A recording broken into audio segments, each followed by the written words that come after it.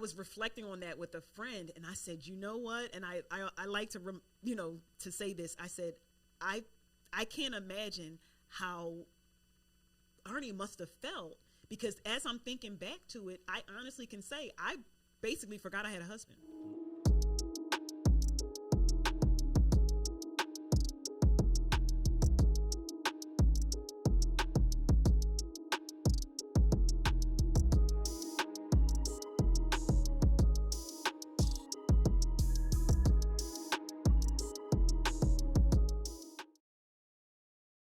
Yo, what up? Welcome to Between Sundays, the pod. Listen, this is episode number 1. It's been a long time coming. We've been talking about this for a minute, man, wanting to do something like this where we talk about real faith, how it meets real life. So whether you're in the pew or the pulpit, man, it doesn't matter. We understand that life sometimes can be hard. It can be a struggle, but so is grace. Here we get a chance to talk about it between Sundays. I could not do this first episode without a first guest. So listen, the first guest, that's important. That's like the first. So on this episode number 1, I have none other than, man, the most important person on the planet to me. And I said it, to me. She is amazing, gifted, talented, beautiful, classy. And she, man, I get to call her wifey. So listen, man, why don't you love on and celebrate the amazing, beautiful, talented, most important person on the planet. And I'm rubbing this thing in. This is going on and on and on because there's something that's going to happen. You know what I'm saying? That I'm believing for after this podcast is over. Let's love on my wife for a minute. Hey, what's up? What's good, sir? Oh my goodness. So look, before we get started, I think people have a kind of an understanding or a picture of who I am, but most times, man, you're in the background doing things. But I want people to get a chance to kind of hear just who you are, background, upbringing, and whatever you want to share just about yourself before we get started. Yeah. So hi, Sharon C. here. I guess I can start back with my schooling. I went to Girls High, class of 235. Once again, if you know, you know. I went to Temple University. I'm fortunately one of the 27% of the people who actually went to school for something, and I'm still doing it some odd years later, over 30 years later. So that's exciting. I would like to mention that I also have 4 children. What else can I tell you? I have 4 children. You have 4 children? I have 4 children. Do I have any? I'm not talking about you. I'm talking about me. I'll just you can introduce yourself and tell them that you have 4 children too. Yes, yes, you have. Yes, yes. We. There you go. I appreciate the inclusion there. Yeah. We have 4 children. No pets. No pets. You had a pet. I'm memorializing this. I did have a pet. Yeah. Why don't I have a pet anymore? I don't know what happened. Wow. Okay. This is going. This podcast. Are we going there? Did you have what happened to your pet? I just need an answer to my question before I elaborate. We can go there. What happened to your pet? Okay, so my pet was a orange tabby. His name was Sincere. Cat, Sincere. His name was Sincere. Okay, I see what you meant. Can we go there? Yeah. Okay. Well, so I no longer don't say like nothing happened to the pet. I didn't like harm the pet. I just said the pet couldn't come with us. I'm pausing for effect so that all the people who are watching this can weigh in the chat. If you're going to be chatting, I don't know if you're going to have an open comment section. No, ain't no open comment section. No open comment section? No open okay. comment section. But they'll know. Oh. We'll hear about it on Sunday. The cat. Yeah, so I did have a cat. So then after that, that was just too much for me. And so. But we did have other pets, though, after we that's right. All the pets that you let Amanda get. No, we had cats. Midnight and Sunshine. I forgot about Midnight. I Sunshine. forgot because I refused to get attached again after that. I just refused. They were employees. I didn't think of them as pets. You're right. I apologize in advance for all the pet people. Yeah, we had. It is what it is. I'm trying to keep it 100. Yeah. Yes. I got some questions. I just wanna ask you just from your perspective. Like, okay. We've been married for 20 years. 20 20 years. A moment of silence. That's like a bid. right? In jail. Bid? That's it Are you- is. are Isn't you it like life? are you Life is like comparing- 20. You No. are not comparing a marriage to a jail sentence. No. Hear me out. Hear me Okay. out. This is what the All right. kids say. The kids say, "Hear me out. Hear me out." I'm hearing you out. Hear me because out. I'm a little offended now. I was not trying to I offend appreciate you. that. I appreciate that. Okay, maybe I should address first. How did that make you feel? I was not. That was not. My We're not going to intent. turn it into a counseling session. No, okay. So, but because I don't know, I watched a TV show or something, and they say, "Hey, you have life, and you got 3 life sentences. They're like 60 years." So in my mind, that's what the 20. You know how I am with the numbers. I got you. You know. So then when you said 20, it just triggered. That's the first thing you. That's the first thing. Triggered. But it has been heaven on earth. Come on, man. Say it again for the camera. It has been. Where's the camera? Which one? You It can has look at been all of heaven it if on you earth. want. All right. It has been heaven on earth. Yeah. So it's So been 20 years of 20 marriage. years, yes. Ministry has like been in the fabric of our lives from inception of when we were dating. Since before we were dating. Yeah, but I'm saying for us, like we Oh, were together. Yeah, we've Yes. been in ministry from dating and engaged and married. But there were seasons for us where those seasons changed, but even the ebbs and flows of ministry. Yeah. But for you, like how has ministry been for you, and the seat that you sit in from me leading a church, being a lead pastor of a church, but you supporting that in spaces. For you, how has that journey been for you? So I guess the journey goes way, way back. And when you say for me, you mean when we in ministry together, or just your journey through ministry? Answer both. Okay, so to start out your journey through ministry, the way I met you at church. Yeah, so it's yeah. like it's one of those things. I knew what I was getting. Sure. Because I saw Yeah. what you did. You did all of the things. Musician, the deacon, you're doing all the things, and which was great. It was actually a really good, like that's something you want to see. You want to see someone serving other people, right? So I already knew that was what I was getting. Then if I fast forward when we were doing ministry together, when we were doing youth ministry, it's that another thing. It's like you see this other part of a person, and you get to work with them in addition to doing life with them. Yeah. So it was just like a natural outflow of who we are. Yeah. And that's just what we did. Even when once we had the babies and I was home, it's like because I was in it with you before, I already knew what it was, and you really communicated. So long story short, to me, it's not anything more separate than I go into work and I talk about my job. I know it's a calling, but it's not one of those things that you see a lot where, all right, we have to wait until dad retires from ministry for us to have a father or a husband. It wasn't like that. It's like you're the same all the time everywhere. So it wasn't even, stuff happens. You get phone calls in the middle of the night. You got to go down to the hospital. Some of the things, like when you've brought me with you, as an example, if we're going to a hospital and someone's transitioning, and just being able to even see you in those elements and realize, like, wow, like you're not a different person. You're the same person. And God gave you all the same things. You're just using it in this other capacity. So I never felt, I just felt like it was an outflow. I never felt it like, oh, how is ministry? How is it having a husband in ministry? It's like, I have a job. He has a job.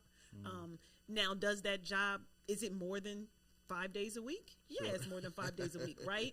Have you gotten really, really good at protecting your Sabbath? Absolutely, you have. So, early on, it was like a little bit of a hint, like, hey, babe, don't you want to take a day? Don't you? They need this, they need this, they need that. But even in you during those seasons where it may have looked like maybe an overextension, right?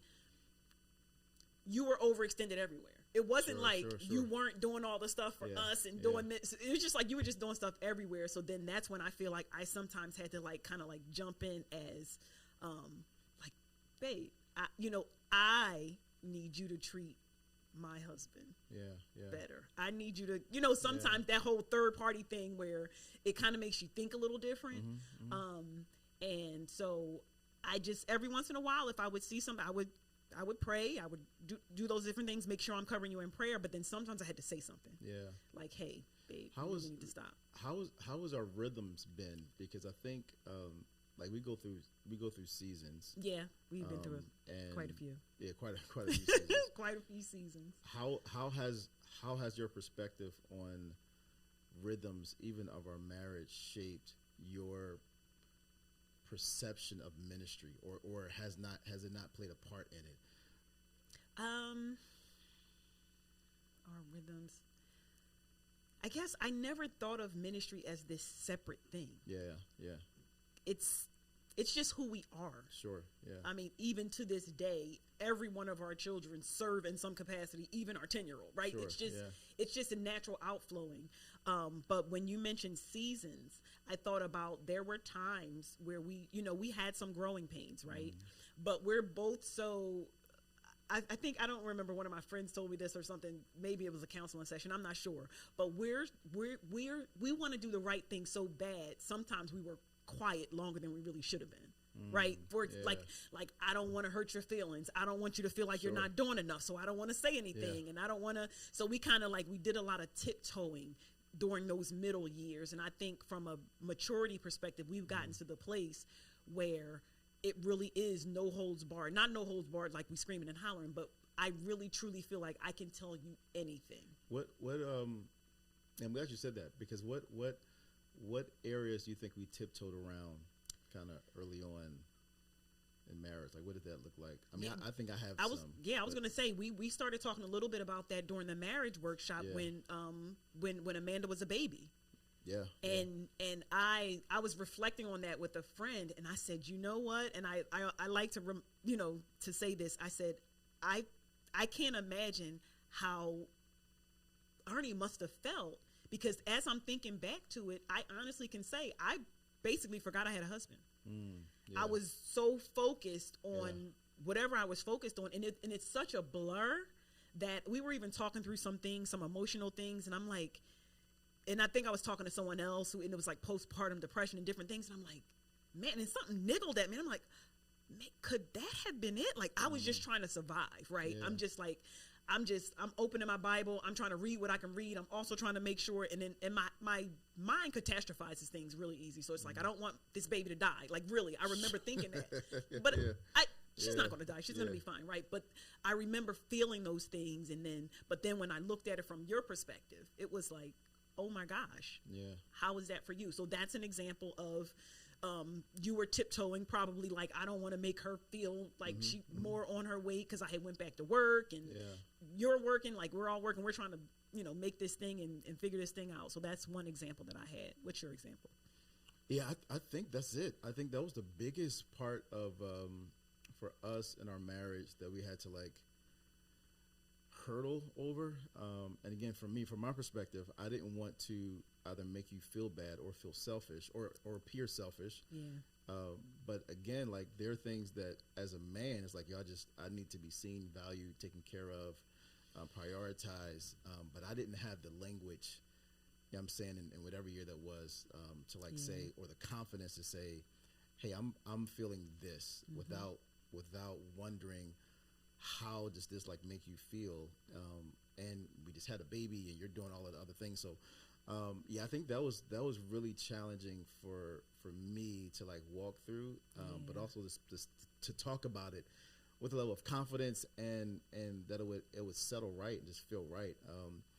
But I'm grateful for some of those seasons, because I think it has placed us in a healthy position to be able to have some of these tougher conversations, or just be open and honest and transparent about our feelings, so we're not settling in on mind traps or the things that we do. So one of the other things I wanted to talk about, or even ask you, because do you feel like a pastor or a pastor's wife? And I want to preface, because you are a pastor. That's what they said. That's what they tell you. That's what they tell you. That's what's on paper.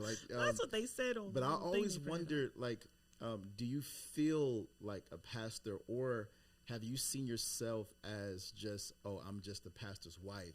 And if so, what kind of I don't know, what triggers that, or what brings that, what adds validity to you feeling the way you do? Well, I think to answer your question first, I have, in my mind, felt a lot like a pastor's wife. Sure. The reason, in my mind, like I said, left-brained, practically, what am I spending most of my time doing? Yeah. I'm doing most of my time supporting my husband and making sure he has what he needs. In addition to, I also have a job in corporate America, and but I also remember one of the things that you teach us is what you wish you could do for the many, do for the one. For the one, yeah. Right? So over these last, I don't know, 8-12 months, I went through that leadership program, and it had me just thinking about things a little bit differently, right? Yeah. So, rewind a year from where we are now, and summer of 2024, and I'm like, you know what? I am a pastor. Like, what's the definition of a pastor? It's like a shepherd. It's people, like, you want to be able to lead people. You want to be able to comfort people. You want to do those things. And even if I'm not doing them on the scale that you're doing on, I am still doing it, right? Yeah. So, and I do still have that natural bent that I love the smell of sheep. Yeah.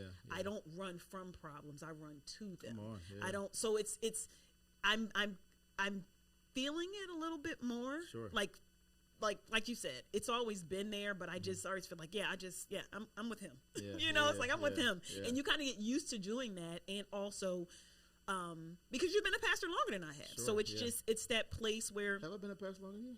Yeah. I mean, we were like youth pastors together, but. Don't be diminishing. After that. Don't be diminishing. Pastors, man. That was the best job I've ever had. That put some hair on your chest. That is true. You do need, pastor, you need to be a Christian for real. Yeah. Because the kids will. They will call you out. I think youth ministry was fun for us, though. Yeah, it was. It was fun. Yeah, I think we got to say stuff that I probably couldn't say now in the pulpit. It was just I would clear the church out if I said half of the stuff that I said back then.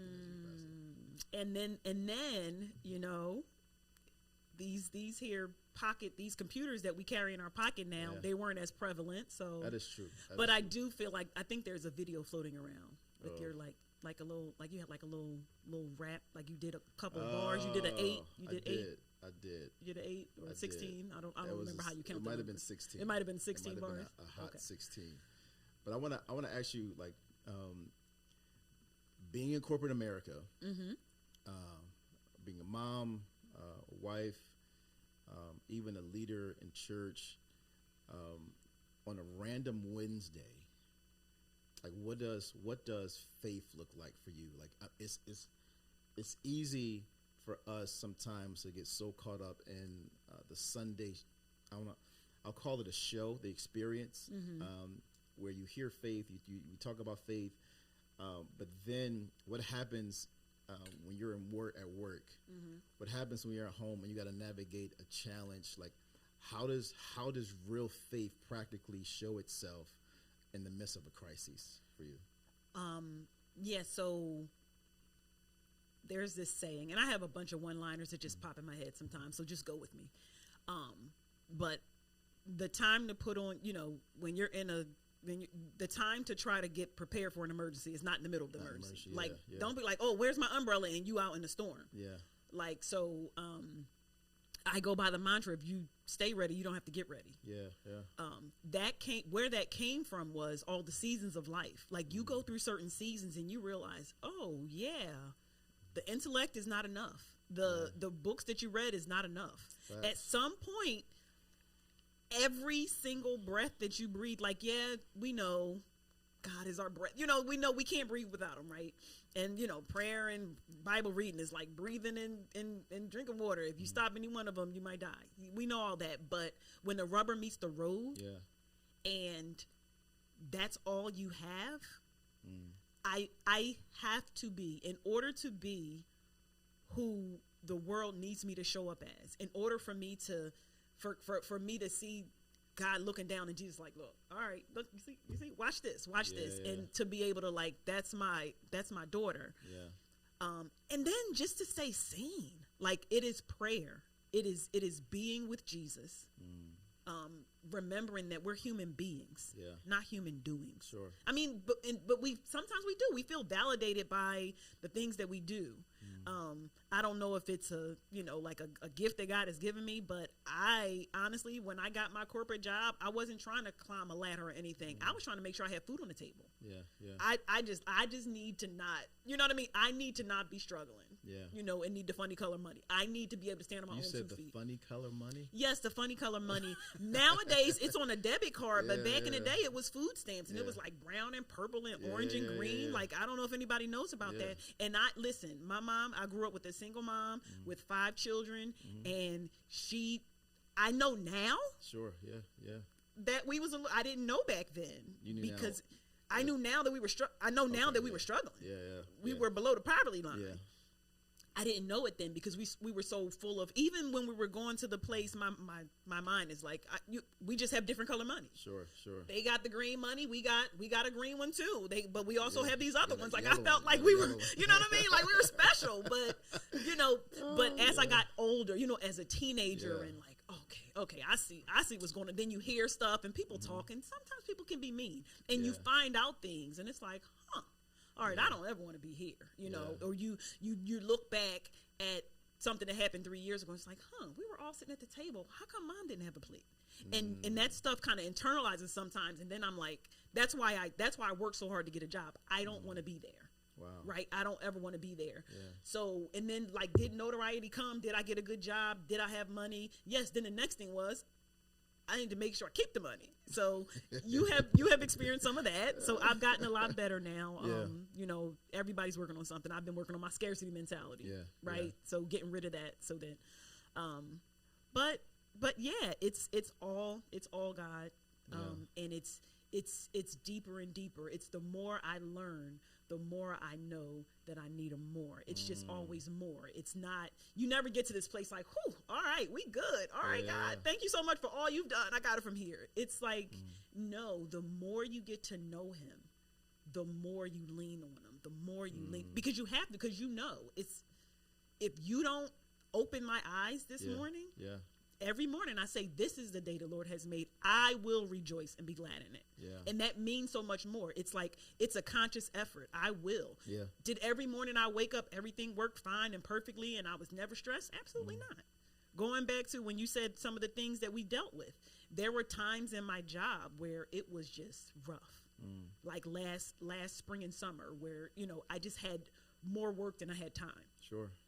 And I would just be sitting up with you sometimes, and but you supported me. You said, okay, are you good? How long are you staying up? You would stay up with me with my laptop on my lap. I would come in the room, and you never made me feel bad that I had to get this stuff done, right? Because I always like to say, I'm saving PDFs, not lives. Sure, yeah. But also the work still does need to get done, and sometimes it's at inopportune times. So when have you like seen God the most in? It could be either in work, it could be in family, it could be in church. But when have you seen God move where it was just like, man, that had to be Jesus. Like there's no way in the world like that could happen. Man. Like that had to be. There is so many. I wish I had a note. I wish you would have told me. I was writing stuff down, but stuff is just popping like popcorn in my mind. So I'm gonna just rattle them off. There was a time shortly after I got my car, I had a Saturn SL2. I got it in April of 1997. So I remember that summer, the devil tried to kill me. Oh. Like I stopped at a stop. Now I'm at a stop sign, not a red light. I stopped at a stop sign and I get this nudge, and I was like a super Bible nerd. So I got my little cassette tape playing the New Testament. It was a whole thing. It was a mood. A cassette tape. Cassette tapes back in the this is 19. Like my kids would say, back in the 1900s, right? So rude, disrespectful. But I stop at the stop. So I'm turning, I'm going down Lancaster Avenue, make that right on 42nd Street because I live right off of 42nd and Market, right? So that right after that Lancaster light, it's a stop sign. I stop at the stop sign and I feel this nudge, just wait a sec. While I'm thinking, why am I sitting at a stop sign? This big dirty white van just comes barreling through the stop sign. Now, you know, if anybody knows how small a little Saturn SL2 is, I don't know if he was late for something or somebody, but I remember like when I had to like press the gas to go again, like my arms were shaking. I literally got across the street and just pulled over. And I'm like sitting there like, and I'm like, all right, Lord, thank you for saying, and I'm like, and in my mind, I'm like, tell somebody. So I pulled up my little Nokia back in the day. If you know, you know. Nokia. Your little Nokia, you got the little buttons, and I'm calling. I'm like, the devil just tried to kill me, and God saved my life. So that's one. Yeah. God saved my life. Didn't get me that time. Yeah. Then,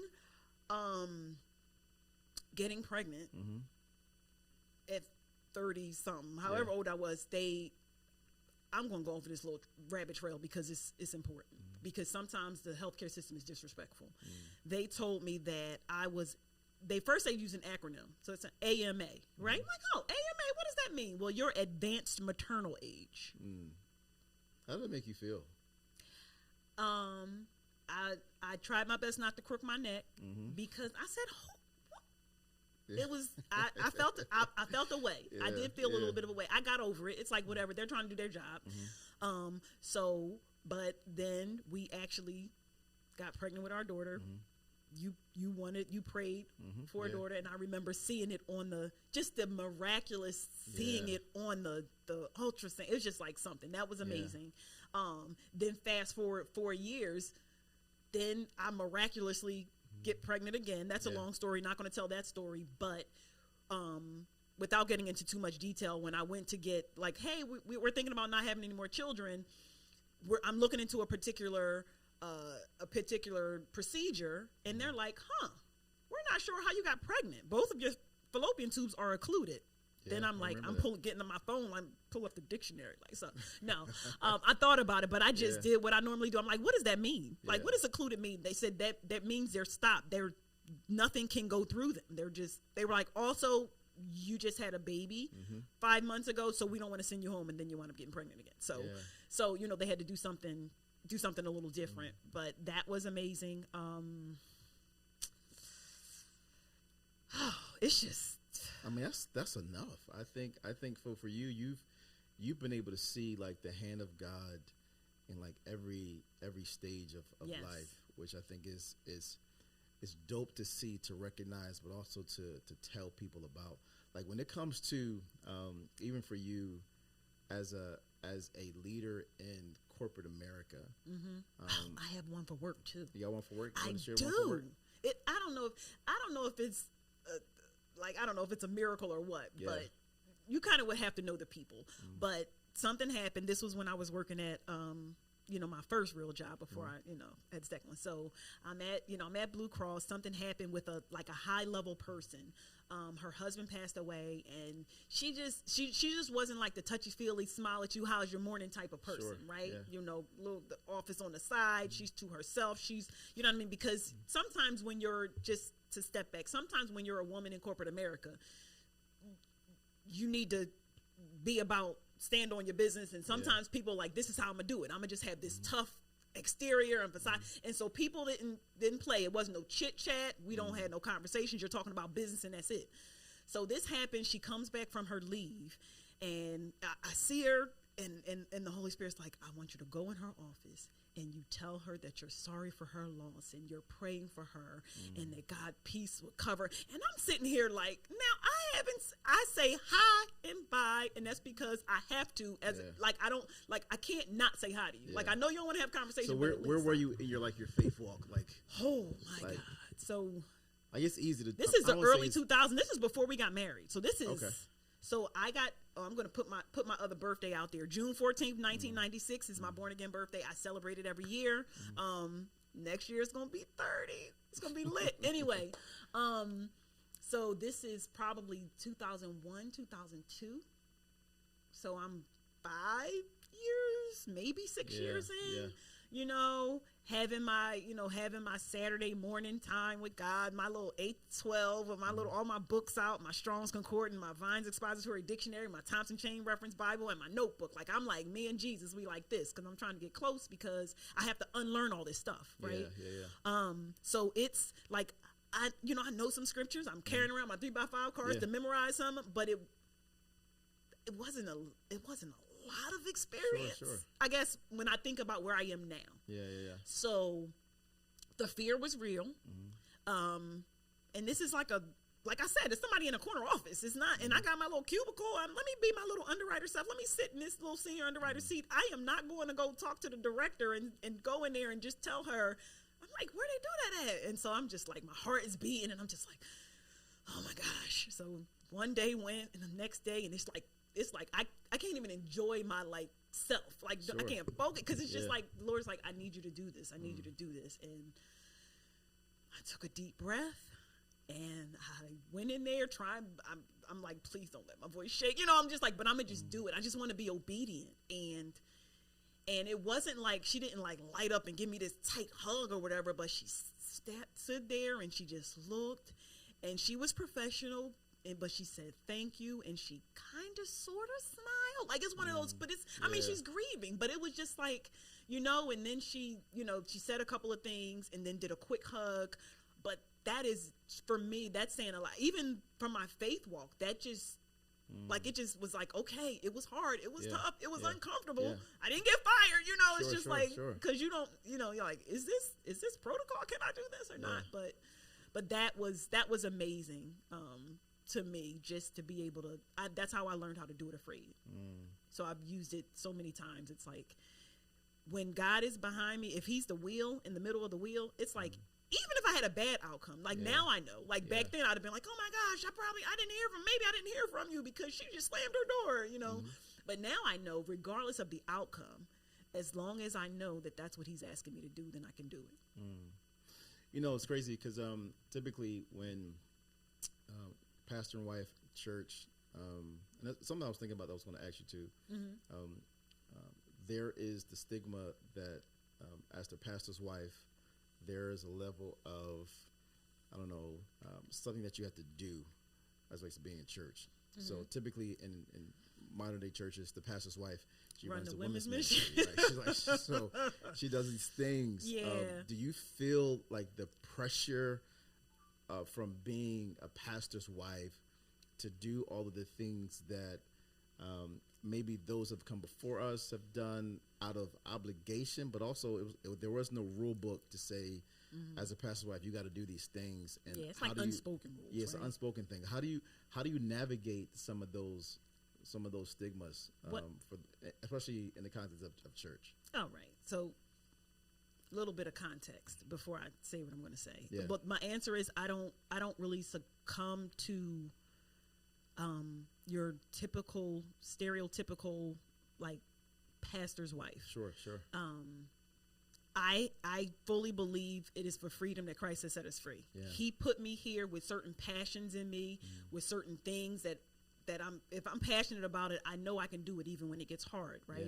Yeah. So there are some things and everybody's a 10 in some area. Yeah. I'm not going to pretend that I'm a 10 in all the areas that all the stereotypical people are. Like our fingerprints. Yeah. Nobody has my fingerprint. Sure, yeah. Right? So I like to quote, I don't know if I can call him a minister, but Dr. Seuss said, you be you. Dr. Seuss. You be you. It is truer than true that no one can be more youer than you. So I minister Dr. Seuss. I don't know if he was a minister. I don't know, but he has some bars. He has some bars. Just saying, But honestly, I believe in being my true and authentic self, and sometimes it looks different. Yeah. Sometimes it's, you know what I mean? Like you seem very, very comfortable, like just being different. Yes. Yeah. It might be a gift. I don't know, but I really have no problems. Like I grew up different. Like I'm the only one in my family that has corrective vision. They figured out that I needed glasses because I went to school and I was squinting all the time because I love school too. So I want to see the board because I want to, always sat in the front and they're like, we think she needs to go to the eye doctor. And I got my glasses and only one with glasses. The only one that had, maybe one of my other sisters had like corrective shoes. And love to read. When we got sent outside in the summertime, I grabbed my book with me, like sitting on the, I got to get to the rest of this book. Let me know when y'all playing double dutch. I was fine with it all the time. And I didn't feel like I was, you know what? I'm making a decision to be different. I was just being who I was. Yeah. That's decent. I wanted this thing called segment that I wanted to start. You're going to be the first person to do it. Okay. So if this goes well, then I'll keep doing it. All right, this is called... This is a lot of pressure. No, I don't really do pressure. You don't do pressure. I really don't. You're just answer. Honestly. I was saying that because that's something people say, I think. Yeah, don't say that. So this is No pressure. rapid fire. Okay, rapid fire. All right. So I ask a question. All right, let me get my water first. All right. You drink some water. You got your own water. Because you said rapid fire. Yeah, it's quick.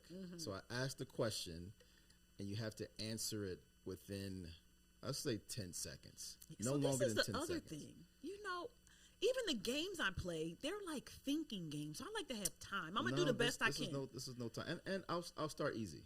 Okay, right. Start easy. Your favorite color? Red.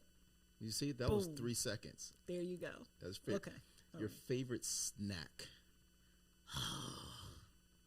See, I knew this was going to happen. This is easy. I don't. You have a favorite snack? Do I have a favorite snack? See, I don't get to snack that much now that I have these Invisalign. I'm trying to think of a favorite snack. I don't know. Favorite chocolate? Favorite chocolate? Yeah. No. Oh, my favorite snack. I really like sour candies. Sour candies? I'm not really a chocolate person. But sour candy is one of your favorite snacks. Yes, sour candies. Barbecue, sour cream, or salt and vinegar chips? Salt and vinegar. See, I love salt and vinegar chips. I made it easy for you. Thank you so much. This is better. I like favorite choices. childhood memory? Favorite childhood memory. Oh, this is good. So I don't know if this is rapid fire. It's kind of a story. But anyway, real quick, I'll try to do it in 60 seconds. So ready? Go. Go. Right. So I'm pretty sure it was like 5th grade, maybe 4th grade. And I saved up all my little quarters because we used to get money for the penny candy store. They don't have a penny candy store no more. It's not penny no more. But anyway, everybody would go every month or whatever. We would get stuff, but I saved mine up because I knew in the summertime we were going to see my dad in Harrisburg, and they don't have no good penny candy stores. So I had like $1.50 worth of quarters before we went to with my dad for 2 weeks. $1.50 worth of quarters? I saved them up, and I went to the penny candy store, and the candy always came in a big brown bag. So I picked out all the 150 pieces of candy I wanted. So it was in a big bag. You know, I got my bag. So we get to Harrisburg, and a cousin was visiting, an older cousin was visiting. She was like, "Oh, you got candy? Can I have some?" And I said, "No." Why did you say no? Because it needed to last me for the whole 2 weeks, and I had already rationed out how many I could have a day. So you counted. So 2 weeks, that's 14 days. You had 150 I had 150 pieces of candy. So you rationed out penny candy for every day that you were there? Yes. And that's why you couldn't share? That's why I couldn't share. That's wild. That's and wild. The honest thing about it was, I remember her telling the story once we got older. She was like, it wasn't even like malice or anything. It was just matter of fact. Like no, I don't. Kind of like if she asked me for gas money, and I was like, I don't have any money. Like it was like that. Like it was matter of fact. Like it was a fact. It was factual. Wild. That All right, I got a couple more. So we did that one. So here's another one really quickly. So don't think. Oh, okay. I will do my best. All right. Favorite meal? Kale salad. That's not a meal, man. Oh, you got something else? I'm sorry. I thought you stopping at kale salad. It's a loaded kale salad. Go ahead with the loaded kale salad. So kale salad, but you also have to add all the things to it. So you got the lentils and the hemp seed and the almonds and the pepitas, cranberries. You so daggone healthy. Colored peppers. You so. Where the chicken at? Can I finish? Shredded cabbage, shredded carrots, steak. No chicken or steak, but if it's a special occasion, I might do like a side of salmon, which is really good. Okay. Favorite song.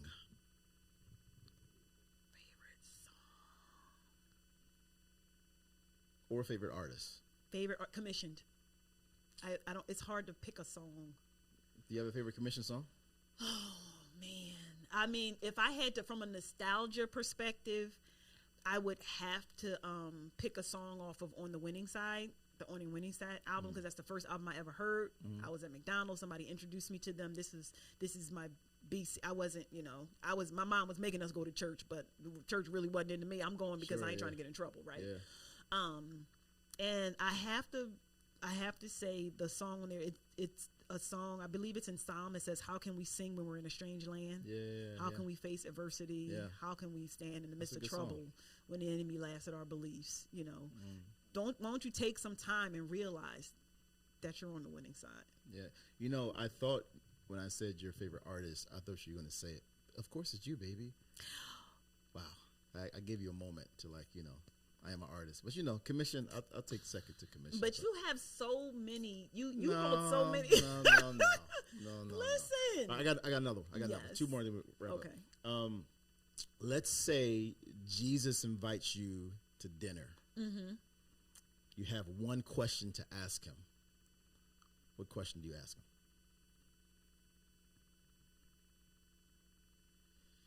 Wow. That is something. Yeah, that is something. That is something. It would probably be something trivial.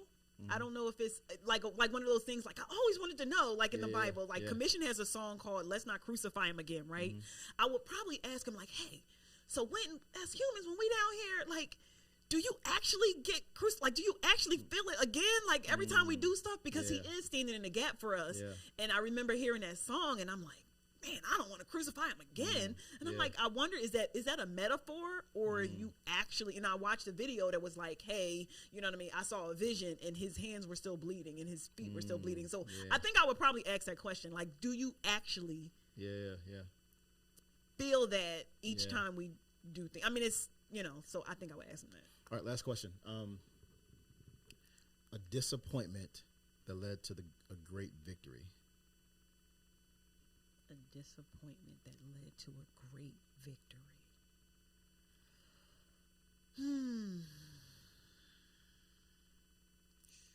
Wow. See, you know, I'm always glass half full, and everything is wonderful. It's you know, a disappointment that led to a victory. And it could be something that just seemed on the outskirt to be like, man, there's no way good can come out of this. But it ended up being like just so glorious. Like, oh my goodness, I didn't see that in the beginning. Oh man, that is a hard. These are not rapid fire questions. These are rapid fire questions. The objective is you just answer quick.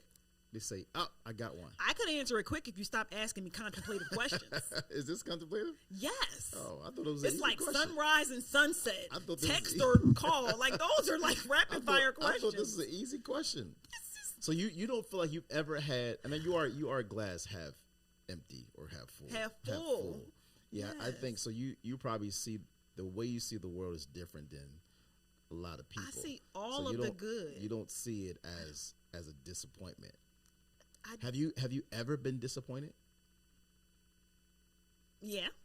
You have been disappointed. Yeah, when I was little, waiting for somebody to pick me up to fulfill a promise that they said they were going to fulfill. So you've been disappointed before. Yes. So even as, let's say, as an adult, as in the workforce, in church, culture, did something ever happen that seemed like it was leaning towards being disappointed, but it was like, yo, that actually wasn't. Okay, I have a story. Okay. See how I did all that? Yes. So I'm at my job, not the one I have now, but another one, and I had gone out for a manager position. Mm-hmm. I'm like, hey, I'm doing all this stuff, going to the manager position. They hire somebody else. They bring the person from out of state, so they pay to move them from out of state, and then have me train them. Oh wow. The job that you applied for. The job that I applied for. Yeah.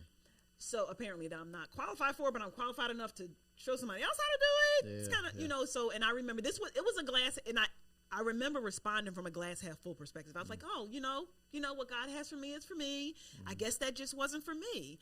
But then it just kept niggling at me like, but so clearly I can do the job. Sure, if I can teach you how to do the job, I can do the job, right? Yeah. But I just said, you know what? You know, God is good. He's sovereign. When there's a time when something he wants me to be somewhere or get somewhere, when it's time for me to get a promotion, I'll get a promotion. Yeah. A couple months later, I get a phone call from a consulting firm saying, hey, when you get off work, can you give me a call? And that put me on my track to the job that I got after I left that one, and then to another. And